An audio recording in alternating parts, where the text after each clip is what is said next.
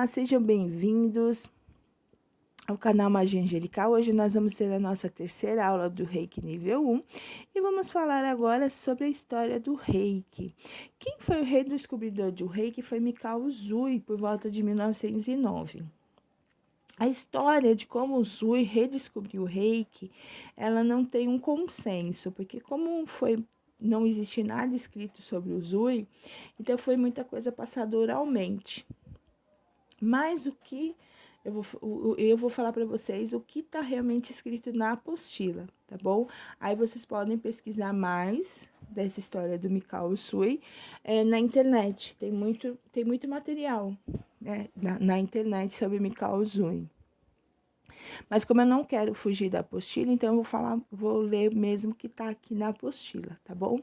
Então, Mikao Usui, ele era um monge japonês, discípulo da escola Tendai, e foi quem redescobriu a técnica do Reiki. Como monge, Usui já possuía conhecimentos das técnicas de cura dos antigos, que constituíam reequilibrar o fluxo energético das pessoas, chamado pelos chineses de Qi, para que o tal sabedoria universal pudesse se realizar plenamente. A vida de monge é um dos caminhos que levam à iluminação, pois é baseada na harmonia com o universo. A prática da meditação, a prece, o jejum, o exercício da concentração e o estudo das leis universais fazem parte do dia a dia de um monge. A escola Tendai, da qual Usui fazia parte, praticava o estudo de símbolos sagrados e seu uso energético. Usui já conhecia esse símbolo e como usá-los. A grande questão que o levou a redescobrir o Reiki foi a vontade de saber como ativar a energia universal e seu poder da harmonização de um modo mais simples que pudesse ser usado por pessoas comuns. A resposta veio através de um retiro de 21 dias no Monte Kurama, Japão, para meditar e jejuar.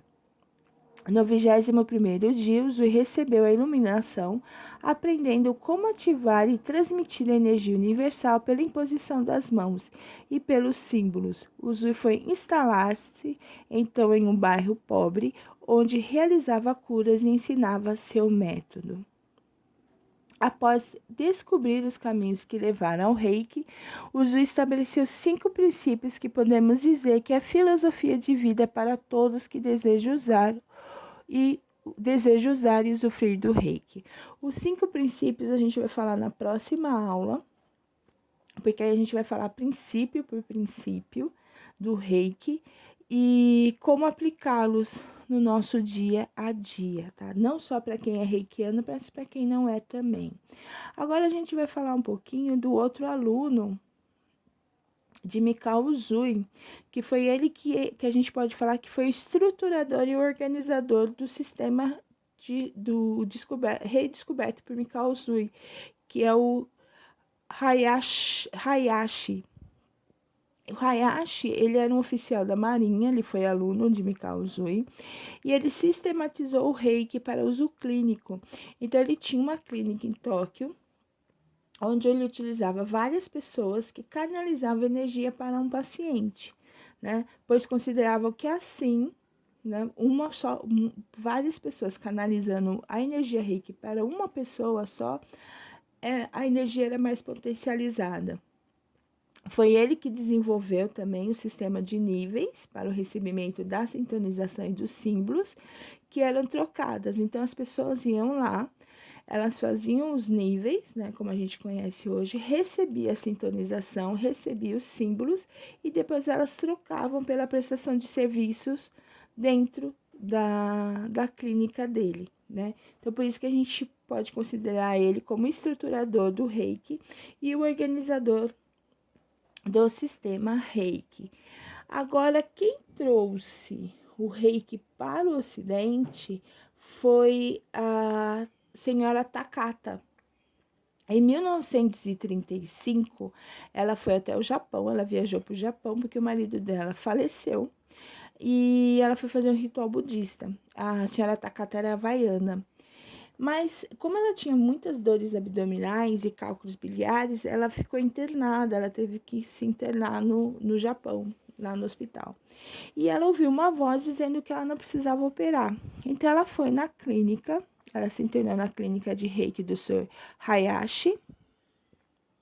E aos poucos, né, a senhora Takata, ela se restabeleceu. Aí ela quis saber mais sobre a técnica que ajudou ela a curar. Então ela ficou 2 anos no Japão para aprender essa técnica. Em 38 ela se tornou mestra, né, de Reiki, e ela passou a transmitir e divulgar o Reiki aqui no Ocidente. Então ela fundou a Associação Internacional de Reiki, e nós podemos dizer que ela foi a grande propagadora da técnica Reiki aqui no Ocidente. E para que o Reiki ela fosse bem aceito, a senhora Takata, ela contava para todos que Mikao Usui ele era cristão, que ele era estudioso das religiões, que ele era diretor de uma universidade em Kyoto, no Japão, que ele tinha ido para os Estados Unidos, para a China, para a Índia, para ele saber como Jesus Cristo e Buda realizavam a cura de outras pessoas, e que ele realizou vários estudos em textos antigos. Entre eles, Usui encontrou sutras escritos em sânscritos que explicavam a técnica do Reiki. Enfim, aí depois a história é como foi contada no início, que eu contei para vocês, né? Não muda muitos dos detalhes que ela contava depois.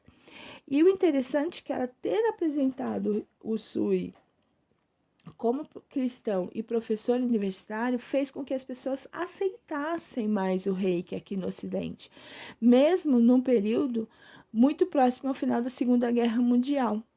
E após a Segunda Guerra, já no Havaí, a senhora Takata, ela ficou um bom tempo sem poder tratar as pessoas ou dar curso. Por quê? Porque houve uma perseguição muito grande dos americanos aos japoneses e seus descendentes. Então, a senhora Takata, ela ficou sem poder ensinar a técnica Reiki. E aos poucos, ela voltou novamente a ensinar a técnica Reiki e ela se tornou uma das principais divulgadoras do Reiki, né, aqui no Ocidente. Então, foi assim que o Reiki, né, ele veio para o Ocidente. Em 1980, ela faleceu, ela não deixou que ela impediu que o Reiki fosse monopolizado, né, deixasse só na mão de outras pessoas. Ela formou 22 novos mestres e pediu para que eles fossem a outros lugares, né, a outros países, para que eles pudessem divulgar, né, o Reiki. Então, ela deu permissão a isso. Então, aí, em 1988, o Reiki chegou aqui no Brasil. E esses 22 mestres, eles organizaram, criaram uma organização de estudo e divulgação do Reiki, que é a American International Reiki Association, né, que fica na Flórida. E uma outra associação que é o Reiki Alliance. E, enfim, então é assim, né, que o Reiki chegou ao Brasil, né, e chegou ao mundo. Então, ele redescobriu o Reiki, o Hayashi, ele só estruturou, e a senhora Takata, ela propagou o Reiki aqui para nós, né? Então, por isso que nós temos o Reiki hoje aqui, né, no Brasil. Então, essa foi a nossa aula, espero que vocês tenham gostado. Semana que vem tem mais. Beijos a vocês, namastê.